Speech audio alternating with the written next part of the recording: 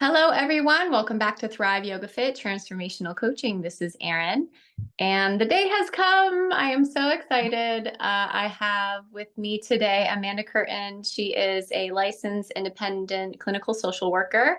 I have talked about her on my podcast because I came across the 1, 2, 3 process, which is actually part of a whole program of about 3.5 years that Amanda Curtin teaches, and it's the relationship recovery program. So I'm so excited to have her on the podcast. Welcome, Amanda. Thank you so much. I'm really happy to be here, and it's wonderful to meet you. Yay, it's lovely Yes, to meet you as well. yes. Um, the reason why I reached out to Amanda is because I found the 1, 2, 3 process, which I was just smitten with, and it's interesting for me to find a process that and my partner and I used it right away, which I'll talk about a little bit later as far as like what happened. But then I found an interview with you, and I just loved how honest and authentic Mm. and just real you were. I can tell the difference because I've been doing what I've been doing for a while, and I'm sure that you can tell the difference. Is like you can tell when people really walk their walk. And so I'm super picky about like who I interview on my podcast, but like you walk your walk. I can tell that, I can feel that. And so tell me a little bit about how you sort of developed this whole relationship recovery program. Yes, people ask me that, and it's as I said to you earlier, I've been doing it. I've been running. It's a group model, first of all, and when I was in training as a therapist, I was trained traditionally, and I thought that was, I got something out of it, but I somehow it didn't feel like enough. And then Mm, I was trained in cognitive behavior therapy, which is really thinking about helping people change how they think and how they cope with their feelings. And again, it was really helpful. But it still didn't, with certain clients, it just didn't seem to shift them the way I felt was possible. And I was also working on an addictions unit, which was incredibly helpful for me. I'm a big believer in 12 step, and I went to a lot of meetings, and I started to see the power of transformation in a group, and um, and also how you needed to have outside people walk with you, mm, not be alone, a whole community of people. And so I was talking to my addiction supervisor and saying, I just think there's something more. And he said, well, I think people have to do their childhood work. They have to finish business with mom and dad. mm. And that started me on that process. He had a 6-month group that he did where people did a genogram, which is a 3 generational look at your family. And he did some rage work and some grief work. And I started with that model and just kept expanding it until it became it's about 3.5 years to go through it. Wow. Yeah. Now, again, one of the things I really love about you, and just like obviously I'm still learning and I'm very, very interested, is that you seem to take something and you have an understanding on it and then you evolve it. Yeah. And I really love it. I think that's how we keep this kind of work alive and fresh and interesting is Yeah. if you have taken a framework and then you work through it from the experience that you're having in your own body. If you're doing it the right way, I feel like new material comes up, and it sounds like that's exactly what happened for you. Yes, totally. And honestly, it feels channeled. I don't know how it all came together. That's why when people say, how did you think of this? I can't really answer it. It just happened. And and I'm Right. just so grateful, so grateful. And I feel like I kind of joke with people sometimes and say I want to go back and talk to my earliest clients and say, I know so much more now. And I think that's probably going to be true. And one of the things I'm doing now is I'm training. I'm not doing client groups. I stopped a little while ago because so many people, because of Patrick, want to do group, and I had nobody to refer them to. So I'm training therapists now, and they have to go through the whole model experientially, and then they start leading groups. And I feel like they're going to evolve it too. I'm kind of interested to see how it goes with all these new therapists. So, yeah. Yeah, and another sort of indicator that it was channeled work. And I love your attitude about it, because I feel like the ego is kind of off to the side, like you take credit, you put in the work, right? Yeah. Like you showed up Yeah. for it, but you're also just so excited to see what your students are going to bring about. And that just shows that your heart's in the right place. And so, Oh, thank you. yeah, so I was just like, oh, I knew if I could interview her, I just like, I had this sense about you. And as you're speaking, it's just unfolding. And Oh, I'm so grateful, and hopefully get even more people to know who you are and the work that you're doing, because it's really, really great and necessary. oh, thank you. I feel um the same thing from you, by the way. Thank you. I think Thank we're you. kindred spirits. Yeah. Yeah, I'm so happy we found each other. So if you wouldn't mind taking our listeners through the 1, 2, 3 step process. Sure. And, you can start maybe with red flags, triggers, or maybe just giving an overview. And if there's Yeah. any other information you think is pertinent for people to really understand this work, please, by all means, share. Okay. Yes. I usually start by saying conflict is inevitable, and most people don't know how to resolve it. So in my experience, people can either have the same fight over and over again without a resolution, or they stop fighting and kind of live parallel lives, or they break up.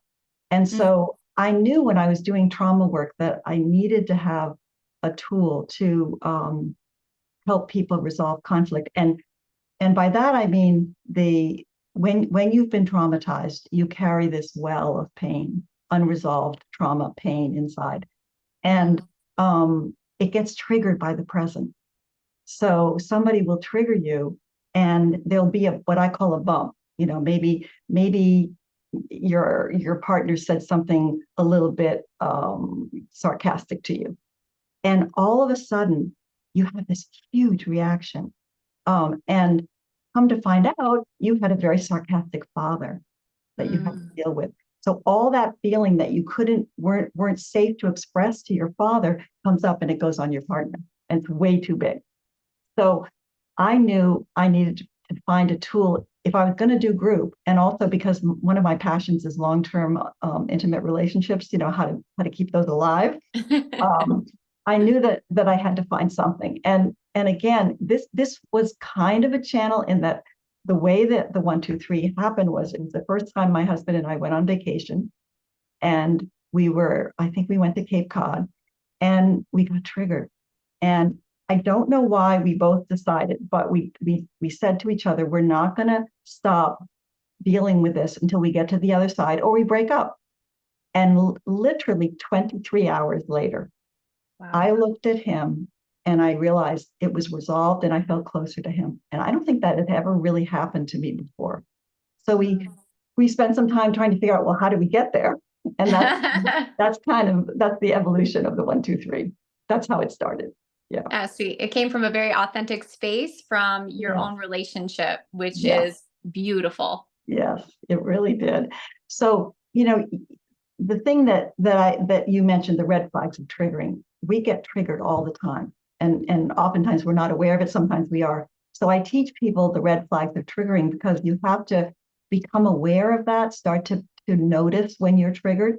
So the first one is what I mentioned earlier, when you have a big reaction. And most people can understand that. This is a really big reaction. Mm. Although still there's a sense that it belongs in the present, but it doesn't. But that's one red flag. Another red flag is when you shut down, and that's a little bit harder to see. So I was seeing a couple one day, and they walked in the office, and she was yelling. The woman was yelling at her partner, and he was completely shut down.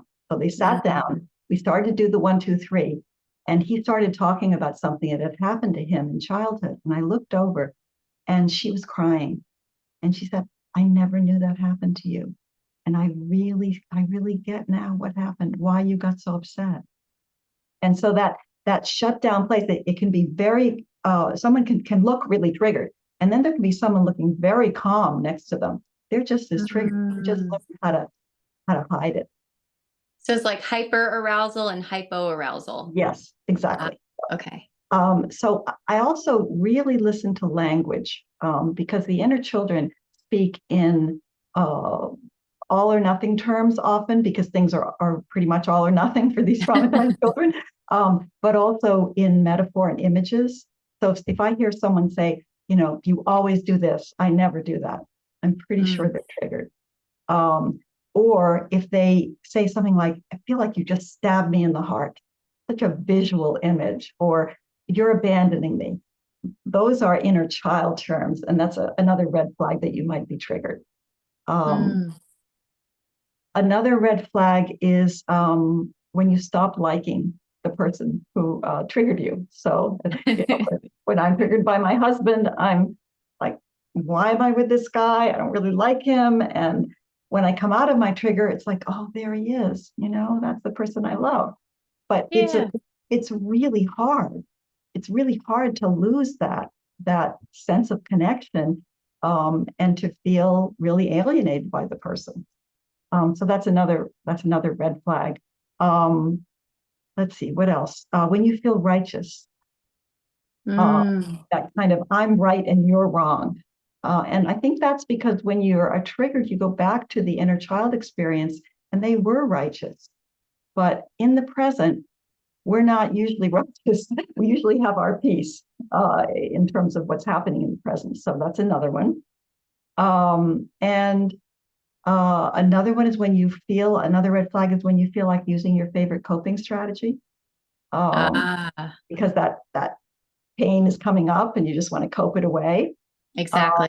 Yep. And it's tricky because I work with a lot of people who are in recovery and have done a lot of work on their addictions. But when you have trauma, you have still a well of pain. And one of the reasons I got into this was watching people get into recovery, let's say from alcoholism, and then all of the unresolved well of pain comes up. And that's the second piece of work they need to do. They need to get sober, and then they need to do their trauma work. Yeah. So, and then the final red flag is when somebody is triggered. If someone triggers you, they're going to get triggered too, because it's such a huge amount of feeling that we're dealing with. So let's say I'm triggered by you, I might put my well on you, and then you're going to get triggered because I put all this feeling on you that's not that belong to you. So then you get triggered. So I assume when I'm dealing with people that both people are triggered. That's probably smart. That's what I have experienced, and that was one of the reasons why when I found your work and my partner and I decided to, try to go through a process. He's wonderful, and he does a lot of self-study. We had to, try to recognize the triggers. Now, one of the things that you said in one of your interviews was it's probably not a great idea to start with like, "Hey, I think you're triggered." Because because the other person gets defensive, right? Totally. In fact, it never works. And so you really need to start with, I'm feeling triggered. And would you like to do a process with me? One of the hardest things about the 1, 2, 3 is nobody wants to do it. And maybe you're different, but in my clients, they don't want to do it. And I developed it and I don't want to do it. So there's just such a resistance to it that you have to decide that and begin to try it to see if it works. And I think what happens is once you start using it, you maybe are drawn more then to use it. But there is that kind of resistance. And I think people use triggering in an interesting way, in a negative way. Like like people in my group say, I don't want to be triggered. I don't want to be triggered. They'll come in and say, I had a really good week. I wasn't triggered. And my response is, then you weren't intimate. Wow, that is a great way to look at it. It really, first of all, it just is part of intimacy. But secondly, it's just a symptom of trauma. It's not our fault. It's just a symptom. And so there's no blame in it.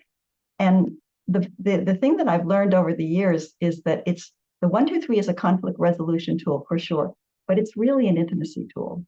And Mm. what happens is when you're having a bump and a trigger with somebody you care about, and you start to look at where you went and you start to do this process, you know yourself better, they know you better, and vice versa, you know them in a way that brings you closer. So it's not just about conflict, it's really about understanding ourselves and our reactions and our behaviors and patterns. Mm. And the way that you're presenting it, it's so compassionate. There's a sort of space between it. Like, it's not because you're a defective person, it's because literally there's just patterns. There's this well of pain and emotion that is just coming up. And if we can recognize that in each other, then we can be more compassionate towards one another. And I just want to say that when my partner and we've used this a couple of times, and we're still like so excited to keep learning about it. And maybe we're the weirdos that actually like doing this. I love that. Thank you for telling me that. Yeah. Yeah, because I'm a long time yogi, and part of Mhm. the yogic path is self-study. We call it swadhyaya. So I was like, oh my gosh, what a great swadhyaya tool. Um, and Great. so my partner, he shared things about his childhood, and I've been with him, gosh, almost 7 years, and I would consider us pretty intimate. But Mhm. we both have a decent amount of childhood trauma, and like you said, there's just this well of emotion, this pain, and I feel like sometimes people just don't know how to reach it, how to touch it in a safe way, and because you need to like bring it up a little bit and process it bit by bit. And so when we use this process, we went through it, again, I learned things about his childhood, and it just connected the dots. It made so much sense, and it allowed me to be more patient, Yeah. tolerant, and understanding of who he is as an adult man. It's like I saw, it's like I see you see like the little boy inside, you see the little girl inside, Oh, and it just fostered so much love. yes, that's so beautiful. I love that. That's been my experience too. It's amazing. Yeah. So Yeah. great to hear that you used it and that it was helpful. Yeah. Yeah. Yeah. So okay, so when people are like they're listening to this and they're like, okay, I'm What sold. is I it? want to like I want like how do we do this? I want to Yeah. get to this. So they notice the triggers. Would you be able to kind of lay out the whole 1, 2, 3 process bit by bit? Sure. It's a little complicated, so tell me if I'm going into too much detail, but Okay. um, the one thing I do want to say is it's not an easy process. It really isn't. I One of the things that is helpful is to have a moderator at first. Mm, People don't need it, but it helps because when both people are triggered, it's hard to find the adult to actually be in place to do the work. So having somebody moderate it and over time, then you're able to do it. right. So yeah, so and maybe at some point somebody will find an easier tool than this one. I know it works when two people are willing, but Mm, it's, as I say, it's difficult. So the first step is to once you recognize you're triggered, is to try to figure out what you went back to as a kid. And sometimes people immediately know, I'm right back with my father. That look you gave me, I can just see my father looking the same way, or a memory comes up.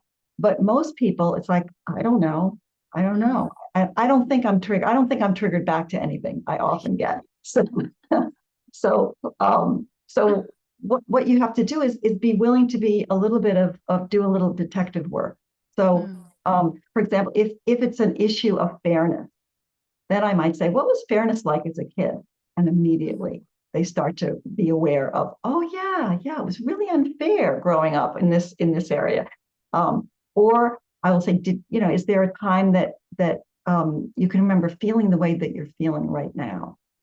So we just work with it until the person gets an aha moment, like that's what it is.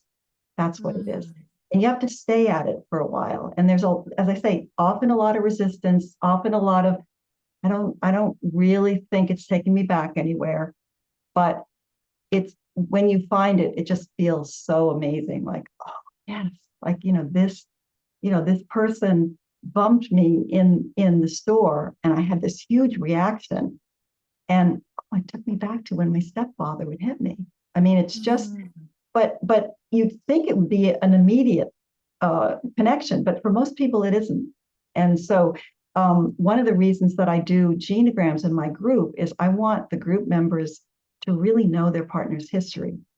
Their group members' history. And with couples, we do genograms, because that way your partner can often has an easier time sometimes helping you go back. So Richard, I remember coming home one day, and it was one of my earlier jobs, and I was working for a man and a woman in a private practice.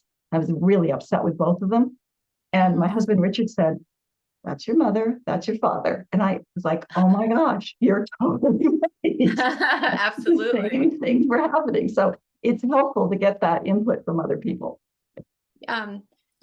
What's interesting, just in the brief time that I'm like playing with this tool, is that sometimes it's not the exact mirror in my experience, right? Yes. It's not like the exact experience, but it's like you said, when did you feel that way in your childhood? Yes. So, it might not have been that they took a sip of your drink or something, but it could be in relation to, for example, oh, your autonomy was taken away as a child, or your things weren't respected or something like that. And I thought that, like, wow, that's really interesting. Yeah, it's sometimes it's absolutely mirrors what happened in the present in such a perfect way, but other times it doesn't. It's more just connecting to what is that. Like, there's a lot of feeling here, and it came from somewhere. It was a situation in which it wasn't safe to feel that feeling, so you had to keep it inside. You just want to figure out what's the situation, what caused that. It could be just like your whole childhood, like every time I was made to feel stupid. So it's not like it's one memory. It's just consistently a pattern that happened for you. But that's what we're looking for. We're looking for that understanding that the person can say, yeah, that's that I feel that connection, and it feels true to me. The second part of step one is that you have to emotionally do something with it. Because if it's just a head thing, the emotion stays in the body. And this is the hard part. This is the hard part because it's experiential, right? So I developed a number of ways to experientially release this feeling. And one is to have the person tell the story, like the woman did in my office, telling this story. The husband told the story, and the wife said, "I haven't heard that." Just tell the story, and it opens up the feeling. Another is to put the parent that triggered you in an empty chair. Imagine them sitting in front of you, and as an adult, speak to them about how you feel about how they parented this little child. And that's often when the emotion comes up, and people are nervous about doing that. They feel they can't do it, but it's amazing. Once you do it and you actually you're already triggered, so you've got some feeling. You put the parent in the chair and you say your truth and you have your feelings. I've had clients say, "I can see my mother. I can see what she's wearing. She's sitting there." And it's really emotional. And the beautiful thing about this is that you're not hurting anybody. You're actually doing it experientially. I don't want people to be a perpetrator and to perpetuate. But they, in an empty chair, they can swear, they can, can yell, they can say whatever they need to say, because they're not doing it to a real person, but they're getting it out. Yeah, exactly. They're still touching that well of emotion that exists within them and giving it a release. And that goes along with their value system, because we don't want to do that to real people. Yeah. So that's one. Another one is to have the person who triggered. Oh, I want to say sometimes the person can't do it initially. They're like really frozen. And so then I will ask the person who triggered them to do it, which is so healing, because this is the person you're mad at, right? That you're triggered by. And they stand up for you. And it's beautiful. It's beautiful. And that can often then bring feelings to the person that they can finally release. So to have that person, because one of the difficulties with step one is people want to talk about the present bump. They want to say, but you did this, and when I'm moderating, in the middle, they'll try to bring it back, but that's just like what you did. And so I have to kind of gently say, we're going to get to the present, but right now we're really looking for where the child got triggered to. Right. So that's one. A third thing you can do is have the person who triggered you talk to your inner child. And so for example, let's say you're going back to having the experience that you thought, let's say that your father thought you were stupid, and would always put you down, right? So the person would talk directly to the inner child, the person who triggered you, saying, little one, you were not stupid. You were just a little kid. And your father shamed you and told you you were stupid because he had all the power. And he didn't even see you. He didn't even listen to you. He didn't even really care about what you knew. And he expected you to know stuff that you hadn't been taught. So, that kind of dialogue happens where you're getting this direct this is in a way, not the emotional healing, it's the cognitive healing. It's going from, I think I'm stupid, to I was never stupid. And that's part of the healing of the experiential piece. It's not just emotional, it's making sure you know the truth, because we all have so many wrong beliefs about ourselves and we've been shamed. So right. That's part of the healing. A final way that I work with step one to get the experiential piece, and it actually came from a client of mine. He came in and he'd been triggered by his partner, and for some reason he decided to write down everything he wanted to say to her, that kind of unedited, awful stuff that we can think about. He wrote it all down, and then he looked at it and said, "This is what I want to say to my mother." Oh. And so that's how he got the feeling out. Having people form those connections sort of in real time must be, for them, obviously it's very freeing, but like to be witness to that, what an honor. It is. It's really an honor and a privilege, because people are so vulnerable and brave to do this work. It's amazing. It really is. And so step one, we're still on step one, is each person does this. So you start with one person, they take it back, they do the emotional release, and then the second person does their trigger and takes it back and does the emotional release. So that's step one. Does that make sense enough? Yeah. And, Amanda, I really love how this process also pulls together the cognitive and the emotional piece and brings them together, because I feel like when you're doing inner child work, it's from what I've been taught, it exists in the subconscious, and you have to connect with the body, of course, and subtle sensations to be able to bring that forth. But then it's like you have to bring your head back in too, and like bring it together. And I think that's another reason why this work is so powerful. Yeah, I think that makes sense to me. Yeah. And so step two is for the inner child, because even though you now understand, oh, I see why I was triggered. It took me back to this really painful place. And I want to say one more thing about step one. What's I think the power of it is that when you're really upset with someone and you're triggered by them, and you're not really seeing who they are, when you hear about what happened to an inner child, your heart opens. It just opens. And that's what we're looking for. We're looking to get to that place where we're opening our hearts and we're not shut down anymore about the other person. And so it always works, because who's going to not feel for an inner child and what that child suffered? So that's one of the ways I think it's a power first step. I agree.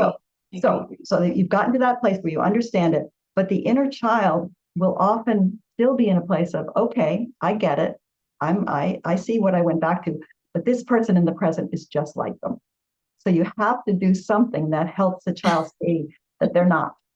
Yeah. So for that, I ask the adult to give the inner child concrete evidence that the person in the present is not the same as the person in the past. Mm. So, for example, if I'm really upset with my husband, I might say, well, let's say I got triggered to my father. I would say, he never, ever owned anything. And you many times have owned things for me. Or people in group will say, maybe you didn't call me back when you said you were going to, but you have called me back so many times in the past, and I really see that you care about connecting with me. Where my mother really, she never really reached out to me. She never really showed me that she cared about me. So you want to make it very, you don't want to make it general, like, oh, this person is so nice. You want to give the inner child some concrete evidence until you really feel them saying, oh yeah, this person is different. And it's hard because from an inner child point of view, when you're triggered, let's say that a friend was uh, let's say forgot to call you, and it was really upsetting to you because you really needed them. From an inner child point of view, it just feels bad. It just feels like they're, I don't want them. They're not good friends. The adult part has to step back and think, is this something that always happens with my friend? Is this something unusual? And usually it is. Usually my friend calls me back, but this one time, for some reason, they didn't. An inner child can't feel that difference. It all feels bad. So it's the adult that has to step back and assess the present. Now, if I had a friend that never called me back, I might think maybe they're not the best friend. But usually we miss the evidence when we're triggered of how they're different. So it's really an important step. It's also really beautiful to watch people say what they like about each other. It's very kind of poignant and touching, and oftentimes it can be tearful because we often don't get good feedback, and we're not used to getting that kind of positive feedback, and especially trauma survivors. And so that's a beautiful part of step 2, is that you're having people say that they see the good in you. Yeah. And there's concrete evidence that you're a person to be trusted, and that you're a safe person. Yeah. And once you start on that track, and you start mentioning positive things, I think then your brain sort of starts to adjust to where then it's seeing more positive. Yes. And I just want to say that when my partner and I went through this, when we got to that step, and again, we're newer to this, but I remember that when it was my turn to say like all the things of how he was different than my stepfather. And I had like this, I don't know, this little bit of stubbornness. And I could totally tell that it was like the inner child is like, well, I guess you're different than him because, and I had to really kind of dig in there a bit. That being said, once I got started and then I started like picking out a couple of things, then the process got easier. I started feeling lighter. I noticed his body language changed, mine did. And so I thought that was kind of fun. That's such a great example. And it does happen, when I moderate these 1, 2, 3s, and it has to get to a genuine place. Right. You don't want it just to be forced or begrudged, yes, okay, I think you're different. And sometimes we have to, even in group, start with, well, you're sitting in group doing this work, and my parents never did the work. Right. Or it could be as basic as, you're not in charge of me. My parents, they had all the power, but in my relationship with you, you're not in charge of me, and I have a lot of power. Yeah. Yeah. That's good. That's good. That's good to know. I think I needed just some I had a need for reassurance. Yes. I mean, one of the problems with the 1, 2, 3 is you can get re-triggered during it, and then you have to deal with that trigger that came up. And it actually did happen for me recently, where I was doing a 1, 2, 3, and the person did a beautiful step 2, and then I turned to the other person, do you want to do your step 2? Okay. And then she said, oh, you're really just like my family. And that other person got triggered again. So we had to stop and kind of redo it a little bit. But yeah, it's that's why I say it's a hard tool. So we're dealing with very strong emotions and a lot of trauma history. Right. So the step 1, then step 2, and what's beyond that? So step 3 is you finally get to talk about the present after two long steps. And by that time, sometimes there's no present bump. It's been resolved because it's so clear what was going on in the present. Mm, But sometimes there is a significant present issue. Sometimes people have said to me, the 1, 2, 3 is you're just saying it's all about the past. And I'm not. I'm saying that there's a big past component, but there is often a present piece. And so you get to talk about that. But you talk about it, hopefully having taken a lot of the energy of the well off of the present. right. So the first question that I ask people is, what can you own? And a lot of us came from families where nothing was owned. And so someone might say, I was sarcastic when I talked to you, or I didn't call you back. And that's such a relief. It's a relief to hear it for the other person to hear it. I find it's also a relief for the person to say it.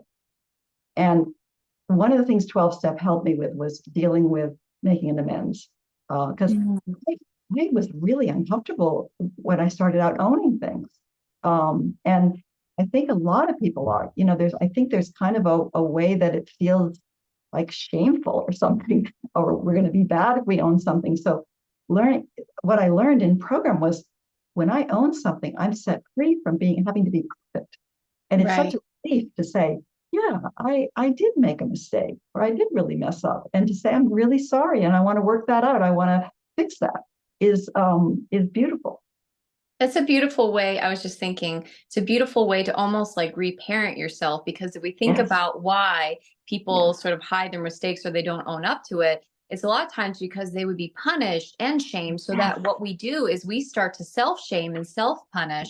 And, again, another reason why I love this process. I know it's complicated, but hey, I'm here for it. And I don't think it's I that. appreciate that. Yeah, I think that you lay out the steps pretty beautifully, and you know your stuff. And when people start connecting to that deeper piece of themselves, I think that, it could in some way be satisfying and almost refreshing. Like, oh my Yes. gosh, there's hope that I Yes. can break this pattern that I keep, recreating with myself and with my partner.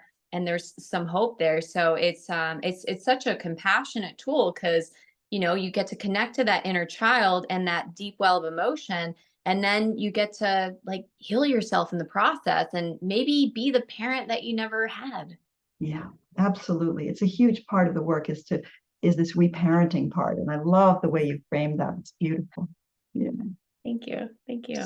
So then once people have owned their parts, then I ask them, what do you need in order to resolve this? And that's a hard question for a lot of people because we don't have a lot of practice figuring out what we need. Oh, So, yeah. sometimes it might be an apology, it might be a clarification. It might be what I call a program, which is when you discover something that has been maybe a pattern in a relationship that isn't really helpful or good for either one, it's not easy to change. So, for example, in group, let's say somebody was triggered and had a bump because they feel like they do all the reaching out in the relationship. And so, they're the ones that call, they're the ones that ask to get together.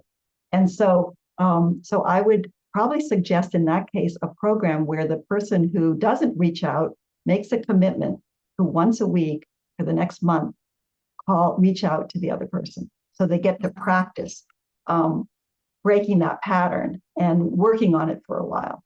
And that's really true for couples work. There's usually some issues that have to get addressed. And so I'll come up with some kind of a program that they both agree they're going to practice together in order to slowly change this pattern. Wow, that's beautiful. And again, so powerful is just for example, like positive affirmations is not something I received a lot when I was a child. And my partner, one of his main love languages is words of affirmation. And so, of course, right, the universe would put us together, of course. So when I would go to, say these words, it felt inauthentic in a way. It just felt like I was kind of like pulling teeth. Whereas I really saw these things about him, but it just felt so unnatural. So I can Yeah. see how designing a program for partners or like even in a group Hmm. setting to Hmm. practice it because, anything that's worthwhile when you first start it, it might be a little uncomfortable. You might not be great at it. But Yeah. certainly with practice, you get to see the reaction of that person meeting their need and then they're meeting your needs, like just beautiful. And it's like already built in the way that you're Yeah. doing this. Yeah. It's change is like changing these patterns is like when you have a muscle that you haven't used, it hurts for a while until you get used to it. So there, Yeah. a lot of this work for me is repetition and practice, because we're really reprogramming the brain. And what we've learned from brain research is that's the way you change it is through emotion, through the body, and through repetition. Mm, mm. Beautiful. Beautiful. Yeah, so that's the 1, 2, 3. Hey, yes. I We love the got through. I knew that talking with you that I would be able to like there's so many extra details that you shared because of your, broad and vast experience because you led groups for over 40 years. Yes, 5 or 6, 5 to 7 at a time for almost 40 Wow. years. Yeah. Wow. That's amazing. And it sounds like you kind of like opened yourself up when you were in those groups and maybe you had some experience with them too, like they would Well, or would you just facilitate or well, what happened for me was after a couple of years of running these groups, I was really jealous of my clients because I knew I needed that work too. And so Yeah. what I did was there was a place called Spring Hill in Massachusetts where they did opening the heart workshops, very cathartic work where you could come in and hit punching bags, and it was a lot of inner child work and very expressive. So I got a bunch of the therapists there to do the group with me together. So we went through the whole process and it was life changing for me. It was really important for me to do that. And I'm very grateful I had those people to do it with. So we kind of led it ourselves. Yeah. That's I'm so happy that I asked that question and you gave that answer because I think there's a lot of people who might maybe facilitate this work and like like you're like I was jealous of them and I'm like man I just led a course and I was a little bit jealous because they I would pair them up to do different coaching work with each other my students and Yes, I was like not that I want my students to miss a day but I was like oh maybe one person will be late one day and I can kind of hop in and get coached totally, because we totally. need this work too of course we Yeah, do and yeah. it's worthwhile and it helps us to touch that space within us because like I think again what makes you so wonderful and authentic is that like you we all have our own pain of like that well of emotion as you said and I think that, through this life experience, we're touching that space, we're bringing it to the surface, and hopefully accumulating some tools to where we can process. And the humility that that brings up and the vulnerability, it just helps us to connect deeper to ourselves. So I'm so happy that you have. I was like, yay for her. Thank you. For my listeners, how can people find out more about you? Can you just maybe just a little snippet about the RRP program as well?